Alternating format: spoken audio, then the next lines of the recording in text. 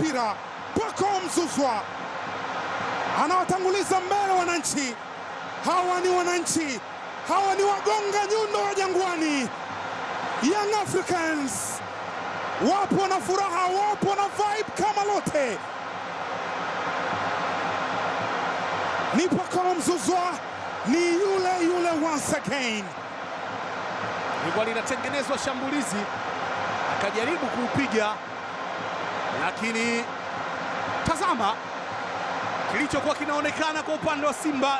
Walikuwa wanadhani kama ameotea hivi, lakini mtego wa kuotea ulikuwa umezuiliwa na mmoja kati ya walinzi ambaye alimuweka salama, Maxim Pianzengeli. Akacheza golikipa yule na ukaja ukamkuta akiwa analitazama lango. Alikuwa anakwenda Prince Mpumelelo Dube, na hapa ni passing kwenye net anaifanya Pacome Zouzoua. Ulipunguzwa kasi, akaupikia Maxim Pianzengeli, mkono juu Nabi Keita, lakini wakamwambia sio mwendo wa mateka.